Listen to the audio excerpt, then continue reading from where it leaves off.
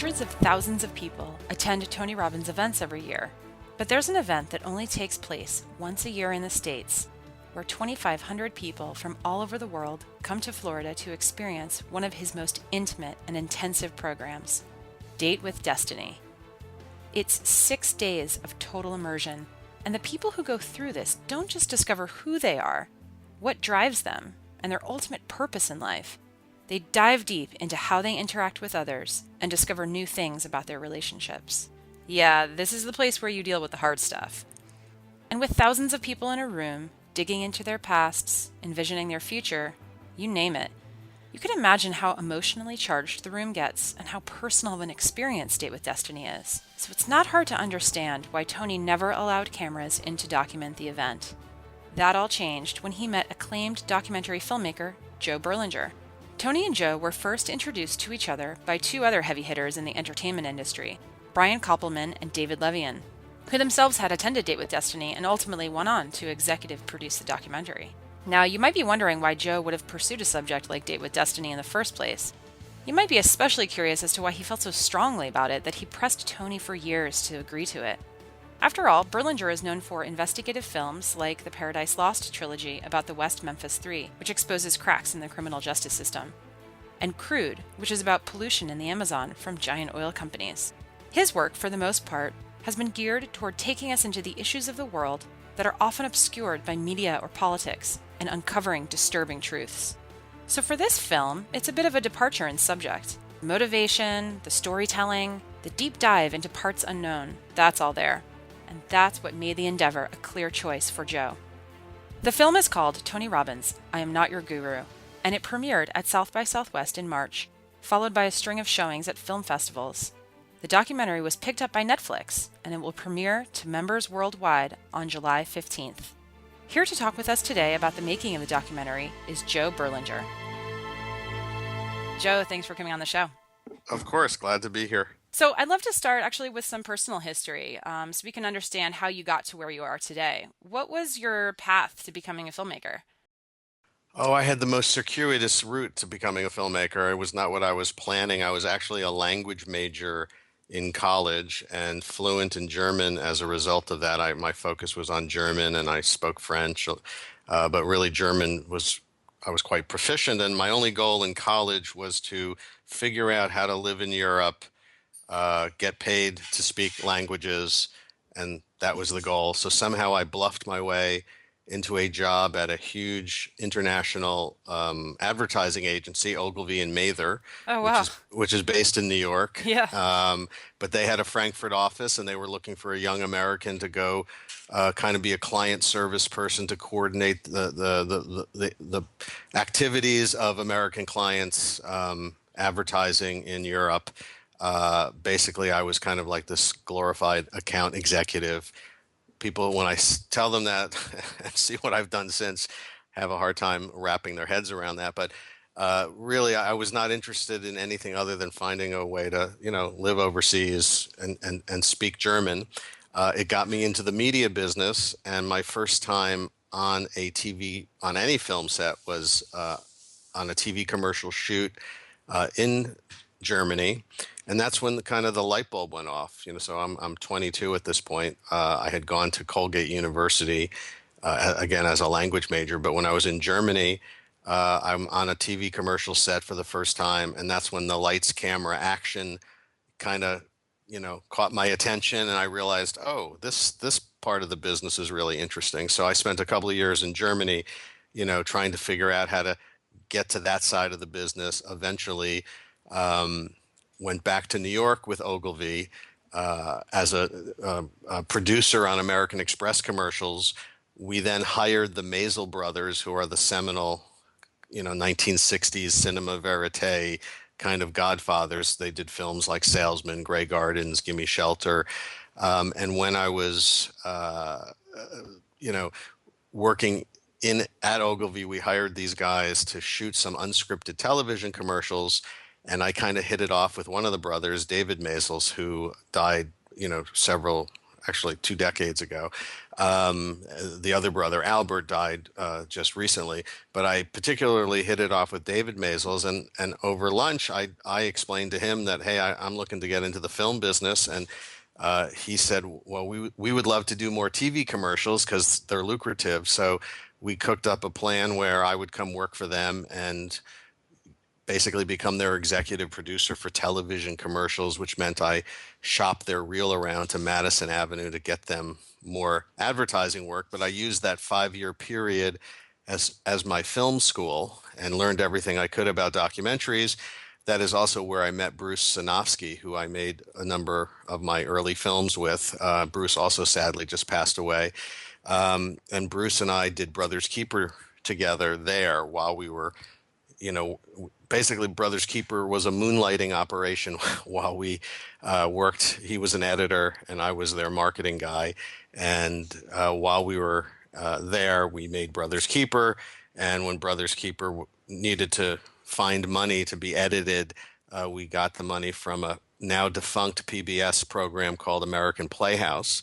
And when that funding came through, we left the Maisels and started our own company. And that was kind of the start of my film career. And Brothers Keeper, which was financed on a dozen credit cards and all the money we had in the world at the time.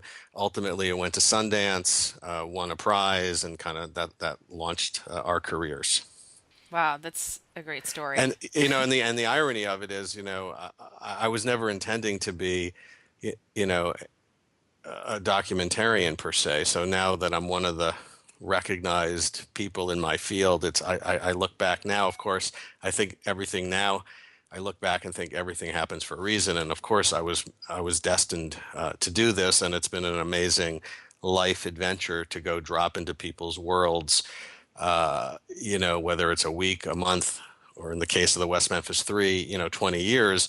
And it's such a privilege to be able to tell these stories. But, when I met the Maisel brothers as a producer on TV commercials, and that kind of launched my entry into the film business, I could have just as easily, at the time, I wasn't looking for documentary production. So I could have just as easily had been part of the team that hired Ridley Scott to shoot a commercial. And if I had hit it off with Ridley Scott, maybe I would have gone off to Hollywood and made a completely different kind of film career. So I just find it very ironic to the role of chance and coincidence in one's life. I find very interesting. You've talked a little bit before about how you got involved with Tony, right? You met him at a party, you guys talked, you hit it off. But had you heard of him before then? And if so, what was your sort of general impression? Interestingly, I actually had gravitated towards some of Tony. Tony has one particular DVD series called Lessons in Mastery that I bought a long time ago.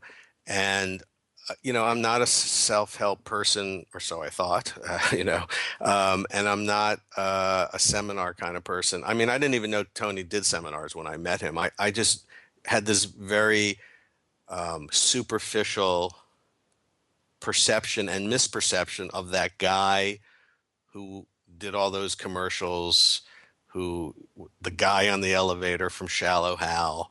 I of course knew of his public persona, and I knew he did these DVDs. And in fact, I was, I don't normally gravitate towards that kind of thing, but those lessons in mastery, there have been a couple of times in my life where I've pulled those. I think they were audio cassettes, so that shows you how old it was when I bought those. So I had listened.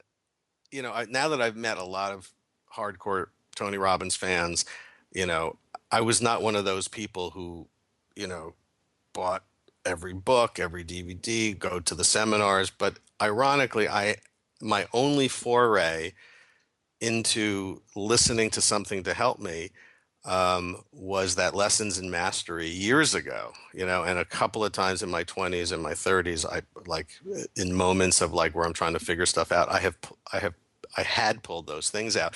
But by the time I had met Tony at this party in 2012, I was well into my current career, and I had forgotten that I even owned those audio cassettes, and so I hadn't been exposed to Tony in a really long time, and I only had the most superficial perception of who he was. And so when we met at this party, I was just captivated by his charisma, his warmth, his immediate interest in who I was, and it was. I mean, what brought us together conversationally was he was told that I was the guy who did the Metallica film, and I think he really dug Metallica, Some Kind of Monster, which is, has a connection to this film, of course. The film, the Metallica is about a band in crisis, and they hire a therapist, and it's about discovering who you are and the vicissitudes of fame and fortune and not being satisfied, with the role that you're playing. So there's a lot of connections, I think, between, on the one hand, this film is very much a departure from what I'm known for, but I actually think of it as kind of a cousin to the Metallica film. So we just struck up a conversation. He of course is, very charismatic, very interesting. And I think he sensed that something was going on in my life at the time, which we can get into in a minute.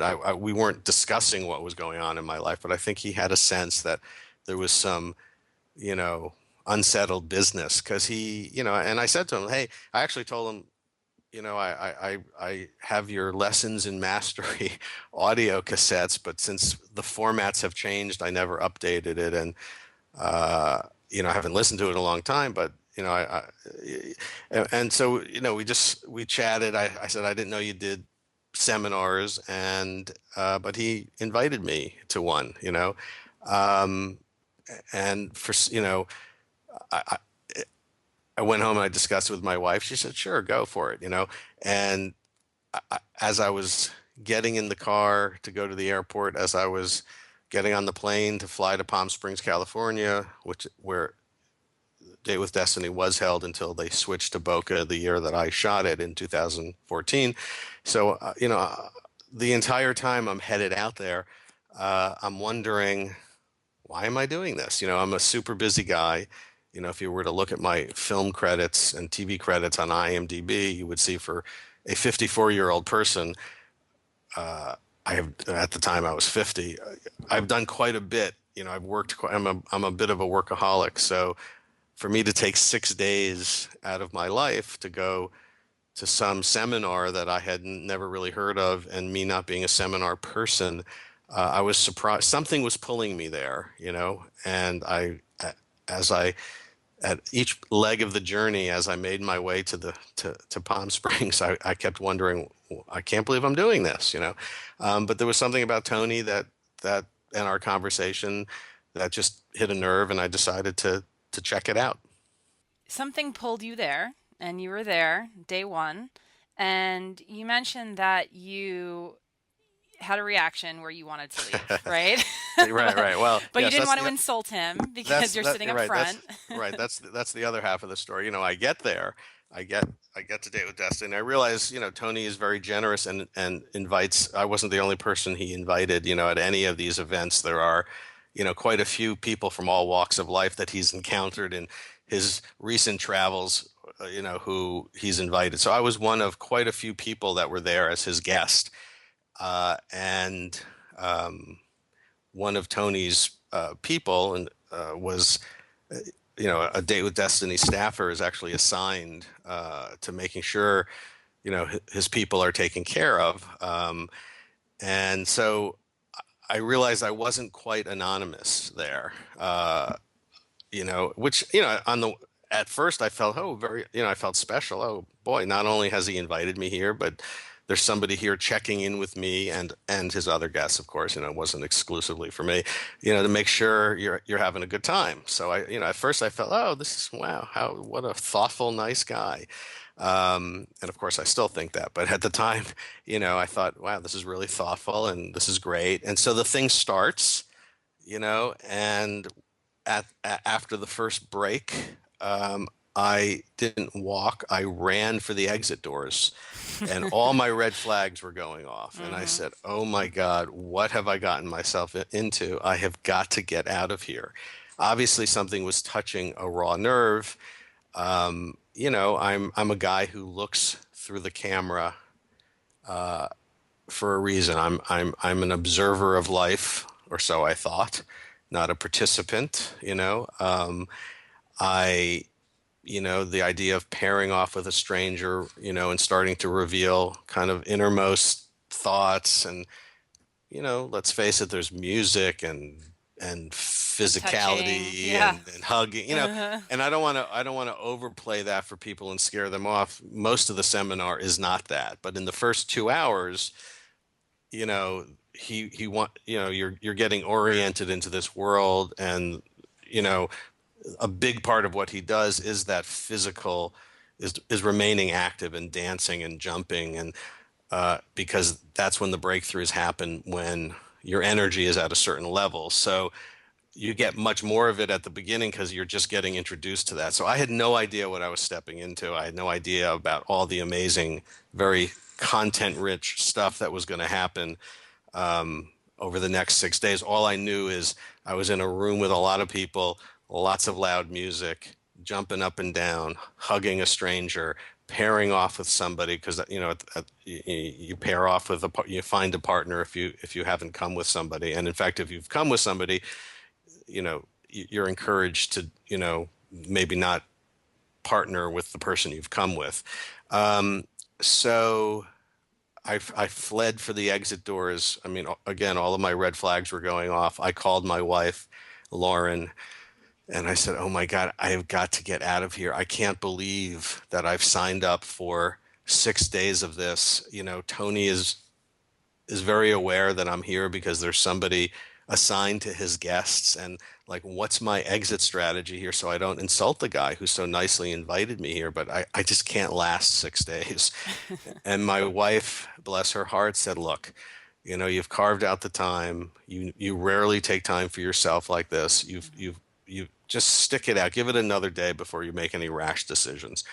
It was great advice, because on day two, there's a guided memory exercise that you see in the film. In the film, it's only about 3 or 4 minutes, and in the actual Date with Destiny, it was more like 40 minutes long. And so I found myself, you know, as Tony takes you back to your earliest childhood memory and encourages you to go to the memory before that, that you on the surface have forgotten. It's a whole process to kind of release you from the burdens of the things that have held you back. And for me, my childhood was not an easy childhood, and so that's the area that is the sore spot with me. That is the source of a lot of the chains kind of that bind me, or held me back. And so I did that exercise. I opened my eyes after about 40 minutes in a room of 2,500 people. It was the first time when my eyes were shut that I tuned out the rest of the world, and did not think about the fact that I was in a room of this many people. And I was flooded in tears. And I cried like I hadn't cried, that I could ever remember crying that much. And I thought, and I felt a weight lift. Now, it wasn't like, a light bulb went off and all of a sudden, the angels appear and like my life is now perfect. It Right. was just a moment of lightness where I felt, wow, I haven't felt this way in a long time. Something profound happened in that moment. And I thought, wow, if something could make me feel this way, even for a moment, then there's something here, and let me give it a shot. And so it totally changed my attitude for the next 5 days, and I decided to stick it out. And, look, not every program, every aspect of every program is going to resonate. It's not like 100% of the time you feel like, oh, this is for me. But from that point on, I decided to give it a shot. And and other people have different approaches, but for me, I kind of cherry picked lots of amazing moments and amazing philosophical ways of approaching life, And as a result, there are certain tools, and the tools that I absorb are hopefully will be different than the tools other people absorb, because it's really up to you, which is why the film is called I Am Not Your Guru, because it's really not Tony telling you what to do. It's Tony helping you find your path in whatever way that means for you. By the end of the seminar, I was, you know, I had a transformation. I felt like I took a journey quite reluctantly. I went in kicking and screaming and came out the other end with some real tools and really felt transformed. And that's when I realized I wanted to make a film about it. So I called Tony and I thanked him profusely for the experience. And I said, not only was it, and I told him the whole story I just said here, that, the first 2 hours I wanted to get the hell out, but I stuck it out and it became something I wasn't expecting. And I said, I'd really love to make a film about this. On the most basic level, I wanted to make a film because, the event is inherently cinematic. The interventions that he does, you just feel this energy in the room that I just felt would translate onto the big screen or the little screen in the case of Netflix. And also the other thing I wanted to do with the film that I thought was fascinating is I've never experienced the camaraderie that's in the room. Very quickly, people from all walks of life, the barriers fall there, and it moves from self-interest.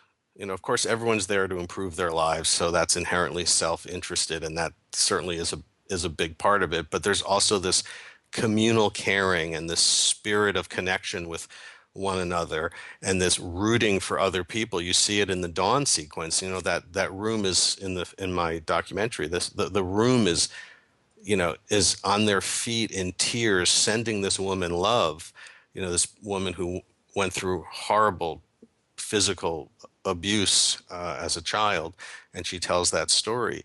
And I've just never experienced, a room full of people who just kind of the boundaries fall, and there's this spirit of love and connection, which I thought would be a great thing to bring to the screen. And so I told him, hey, I'd love to make a film. And he was initially resistant because he was concerned that a documentary crew would somehow interfere with the experience of the attendees, which I can understand. He has cameras there, but they kind of hang back, and those cameras are designed to capture images for the Jumbotron so that anyone in that room of 2,500, no matter where Tony is, people can look up on the screen and see the action, just like in a rock concert. It's different when you have an outside crew coming in and, really getting some of the up and close stuff that we got. He was afraid that that would interfere with the attendees' experience. He was also concerned that, it's a 72-hour content-rich experience, and the interventions, for example, in real life can take 2.5 hours, and yet I'm reducing them to a scene in a documentary, which means 7-8 minutes. And the entire film is only 2 hours or less, because that's kind of the, running time of a documentary. So he was, concerned that somehow the condensation of time would trivialize the experience. It wouldn't capture the true essence of, for example, in the interventions, the emotional arc that he takes people through. And those were both legit concerns. And so it took me 2 years to, wear him down and convince him that those concerns would be addressed. And I convinced him about the condensation of time, not to be concerned about that, by sending him my films and saying, look, that is the nature of documentary. All documentaries are hyper reality on a certain level, because unless you're going to actually live the event anything you see a film about, you're trusting the filmmaker to make the right choices to capture the emotional truthfulness of a situation as opposed to the literal truthfulness, meaning the literal truthfulness is the 72 hours, but the 2 hour film will capture the emotional truthfulness. And, I gave the example, look at my Paradise Lost documentaries. That was 6 weeks of murder trial, but you only see about 60 minutes of all of that murder trial in the original documentary, because part of the documentary is behind the scenes and in the town, but there's about an hour of actual trial. And yet that was a 5 or 6 week trial in real life. But nobody questions whether I haven't captured the emotional truthfulness of what went on in that courtroom. So he got that argument as he started to watch more of my films.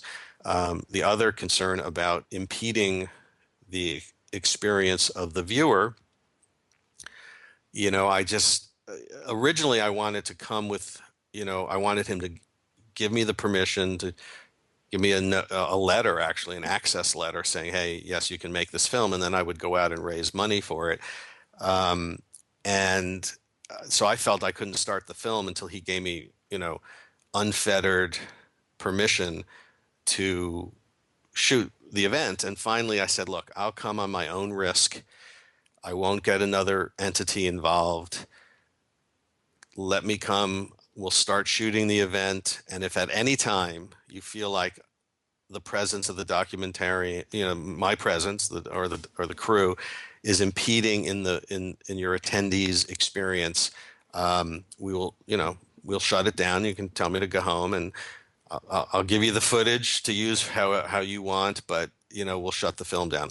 I wasn't giving him permission to control or the content of the movie, which I want to be clear about. I had final cut of the film, but I was giving him permission to say, okay, you know what, this is not working, shut it down. And so once I gave him that safety valve, he finally agreed to let me come in 2014 and shoot. So, Joe, you told IndieWire earlier this year that the goal was really to share this profound experience that you yourself underwent, Yeah. but that this event might not be for everyone. Can you talk a little bit about the range of experiences that are at Date with Destiny?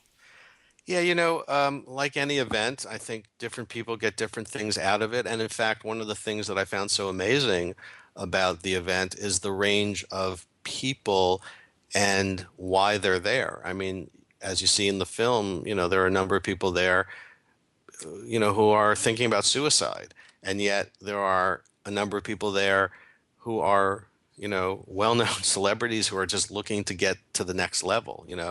At my particular Date with Destiny that we shot at, there was Maria Menounos, Derek Huff, other well-known people or successful people who, may not be a household name, but are extremely successful. There are people of all socioeconomic strata. And so everyone's looking for different things. Some people get a lot out of the relationship day. Some people are looking to heal issues from their childhood, which frankly, that was me.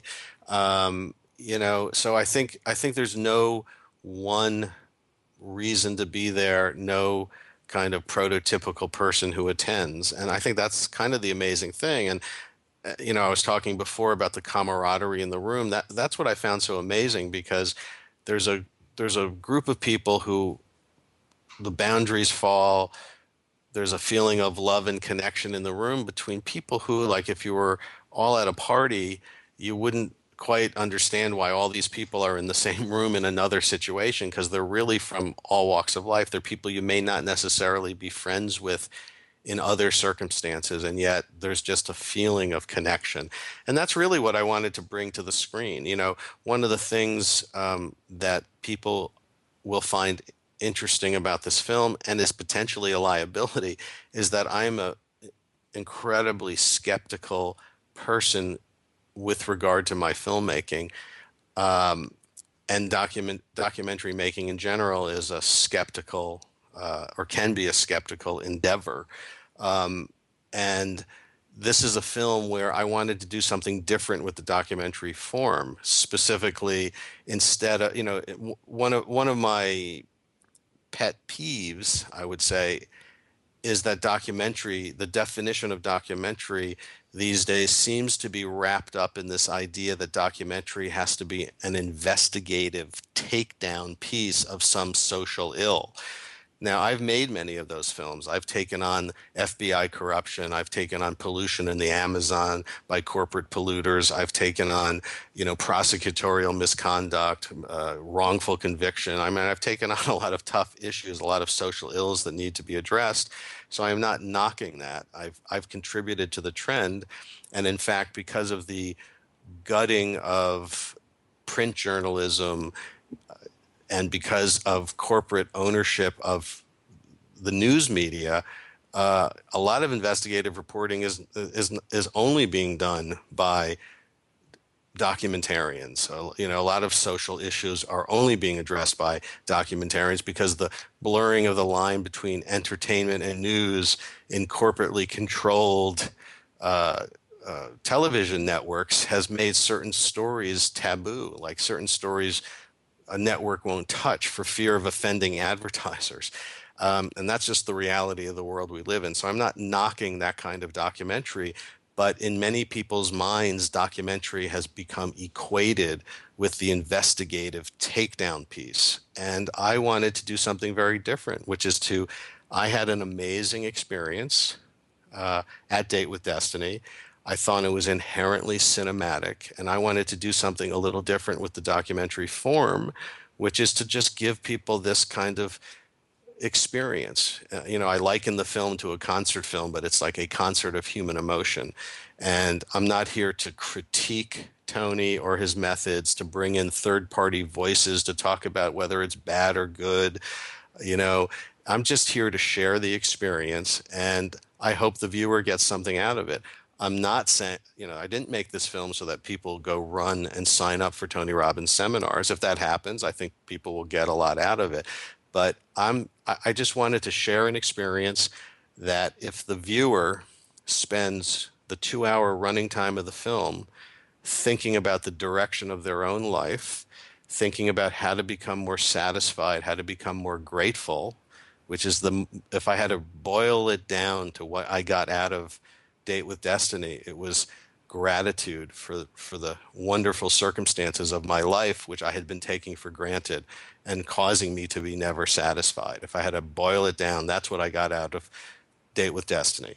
And I just wanted to share that experience with people. And if people spend 2 hours thinking about the direction of their own lives and learning how to become more fulfilled, then I will consider the film a success. And ironically, I think it's very much connected to my previous films of looking at social ills, even though it feels very different in this sense. And that is, I believe and this belief came out of attending the seminar, if more people were more satisfied with their life, if more people felt a love and connection to their fellow human being, if more people felt self-actualized and felt like they had a purpose and a mission in their life, maybe there would be less social ills in the world for us documentarians to point cameras at. Now, that's a little Pollyannish. I don't believe social ills are going to go away, but this was my goal in making the film, was to share a positive experience, and you can make of it what you want. I'm expecting, a wide range of reaction to the film when it comes out. I think for the Tony Robbins fans who have been to the seminars and, are locked in to what Tony's about, I think they're obviously going to love the movie. And I think I probably could have just put Tony's voice against the giant black screen and not shown any picture, and people would love the film. I think we live in a very cynical society full of people who think they know better, unfortunately. And I think those people, the haters, are going to hate no matter what, because Tony can be polarizing. And I think, as Taylor Swift says, I can't believe I'm quoting Taylor Swift, the haters are going to hate, and I'm not going to please those people, and that's probably 20% of the audience. But the people I'm interested in with this film again, it's not about go take a Tony Robbins seminar, but the people I'm interested in are in the middle, because the Tony fans are going to love it, the haters are going to hate it, but that the people in the middle, like me, who had some, perception of who Tony is, or maybe had no perception, who might come into the film with some predisposition towards thinking that this groupthink mentality is a bad thing, using that word, because I don't think it's groupthink, but that's the word they would use, Hmm. or not being sure what to think, but taking a journey just like my journey. I went from, you know, kicking and screaming like, oh, I got to go back in there because I don't want to insult Tony, to having this amazing transformation. And that's the journey I want people to take with this movie, to not being sure what they can get out of it, but by the end of it, if they've related to some of the characters on the screen, if that has allowed people to think about the direction of their own life and to make some positive changes, or to, you know, think about taking the next step, then I think the film will be a success. And that was really my goal. I was a jury member at a big documentary festival in Amsterdam a couple of years ago. It's called IDFA, the International Documentary Festival. Amsterdam, it's actually the largest documentary festival in the world. Very, just it's adored by people around, who love documentaries. And so I was a juror, and the main venue is like a 14 or 16 screen Pathé multiplex.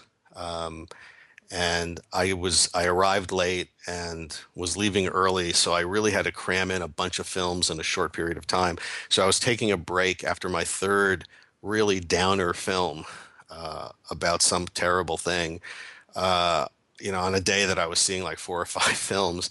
And I was eating a sandwich in the food court of the theater and just kind of looked around at all the screens, and I saw a giant line in front of the campus rape documentary, and a giant line in front of the latest corporate, polluter documentary, and a giant line in front of the latest political scandal documentary. And I almost felt like I was in a New Yorker cartoon, that this is what documentary has become. It's become the negative takedown of some problem. And again, I don't want to knock that kind of film, because I think they're important for all the reasons I said before. But I just wanted to do something positive and share a positive experience, and hope that people get something out of it.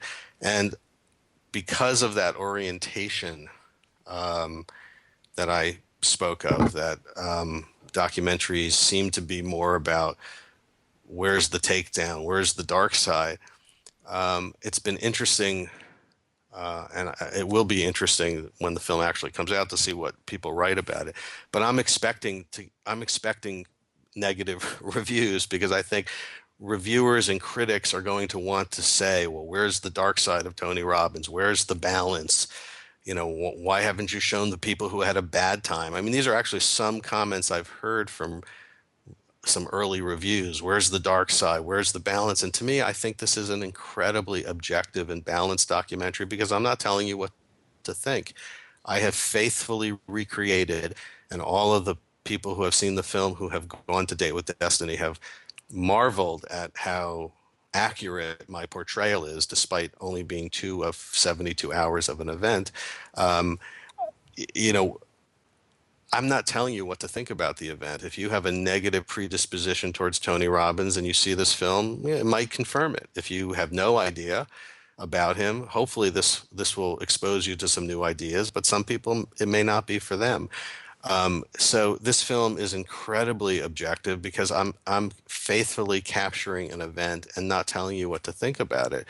Just like in a concert film, a music concert film, the filmmaker, if the drummer in that particular show is not drumming as well as he usually does, or it's the guitar line is not what you appreciate on the studio album versus the live version, there's not a filmmaker there telling you those things and telling you, oh, that guitar playing is not good, or that drummer, had an affair.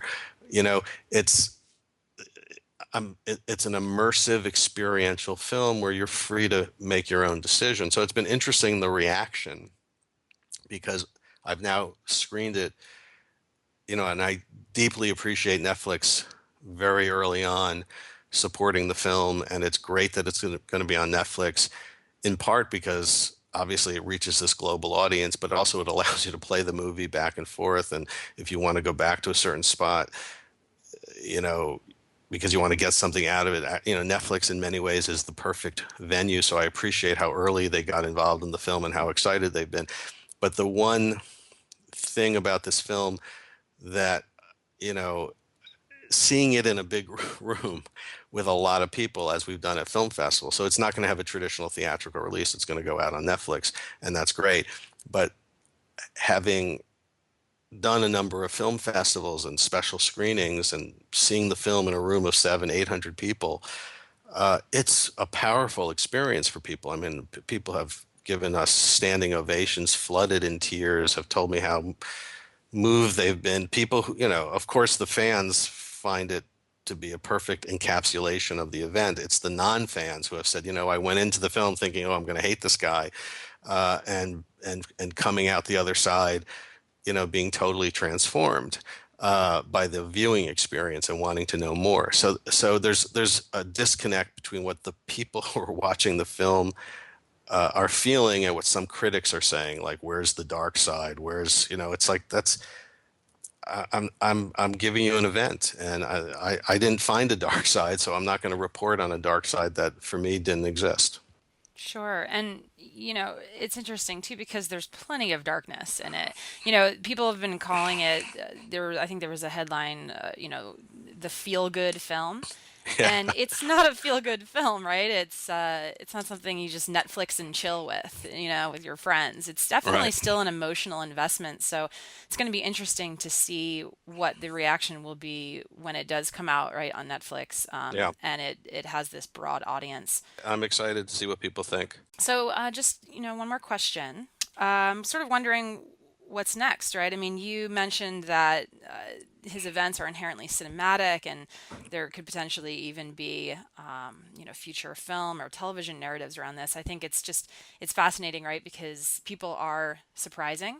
And moving forward, these events keep happening. So Yeah. I imagine that you yourself, though, are moving on to a different subject. What's your next project on?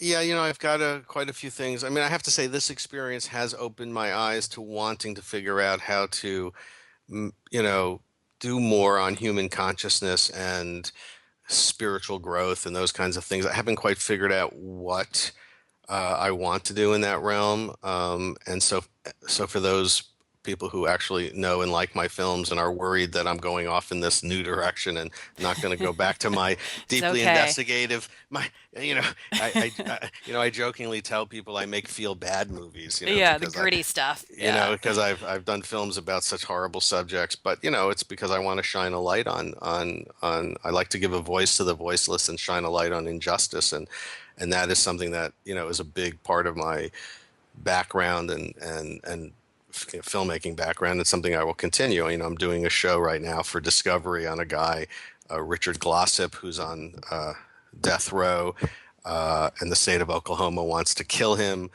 Many people think he's innocent, and so I'm trying to, and he's exhausted all of his appeals. So, I'm doing that. I'm doing a film about genocide. So, back to my dark and gloomy subjects.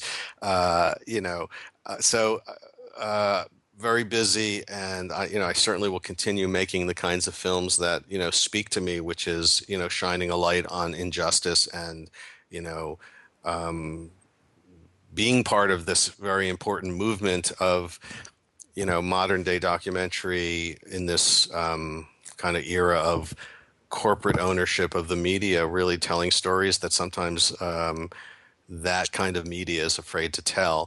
But my eyes have definitely been opened to, using the documentary form for a different reason, which is to inspire, to look at human growth and development. Because I think, as I said before, if we all feel connected to one another, That's another way of attacking many of the problems in the world, is if we feel for one another, if we have empathy for one another.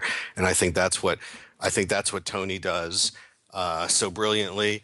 At the end of the day, he creates these connections between people, and he allows you to reach, if you want, your better self.